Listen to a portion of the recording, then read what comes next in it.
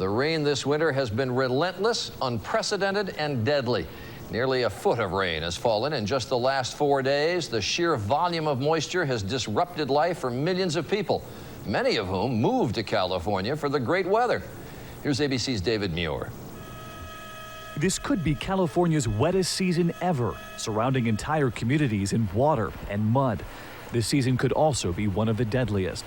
In Orange County, south of Los Angeles, a 16-year-old girl sitting at her computer was killed when a boulder driven by a fierce mudslide tore through her bedroom. Almost looks like the houses exploded the way it went completely through the homes. Northeast of Los Angeles, a 63-year-old man was trying to escape his home with his wife when he was trapped and killed in the mud.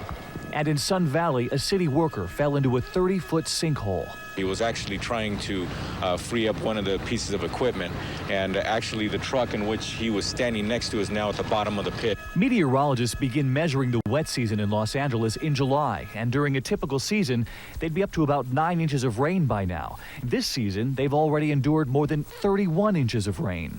This winter, it's not El Nino, it's the polar jet stream dropping cutoff lows out of the Gulf of Alaska with a vengeance. Those low pressure systems are very cold and slow-moving storms out of the North Pacific.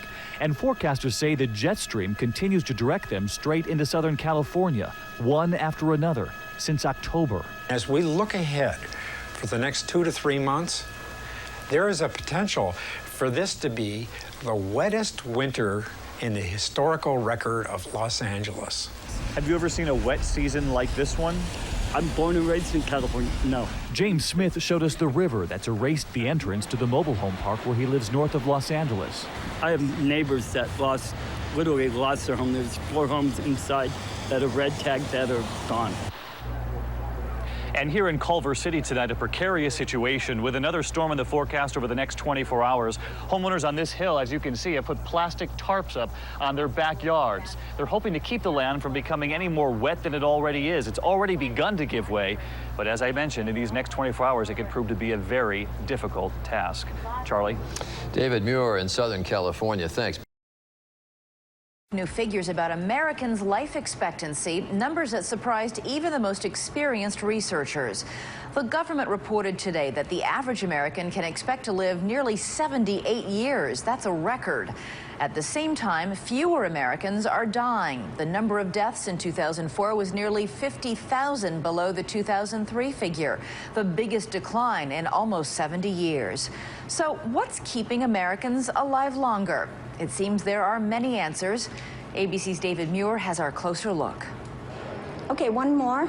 At 72, Luann Knuckles doesn't need a personal trainer at the gym. She is the trainer.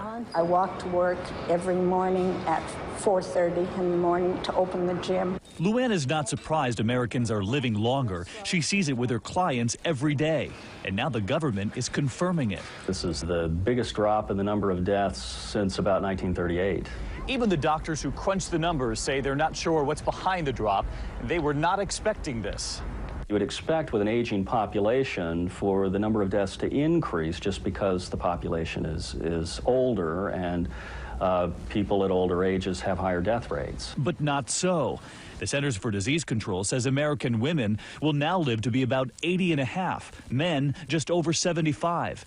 The difference between the two, just more than 5 years, is the smallest gap ever. We're seeing a narrowing of the gap in life expectancy. And the gap between major race groups is also eroding. On average, whites will live to 78, blacks to 73. Why are the gaps narrowing? Don't look for a magic bullet yet. Dr. Robert Butler says perhaps the same messages are now finally reaching everyone.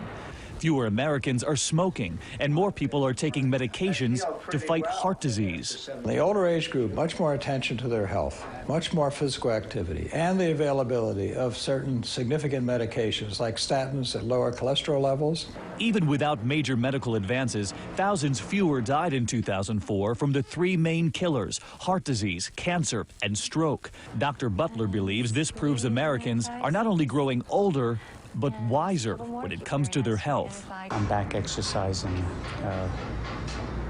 better than I was 35 years ago. He's a baby. You know, the truth is that people in their 70s and 80s are exercising, going to Pilates, have health trainers. And they're living longer because of it. David MUIR, ABC News, New York.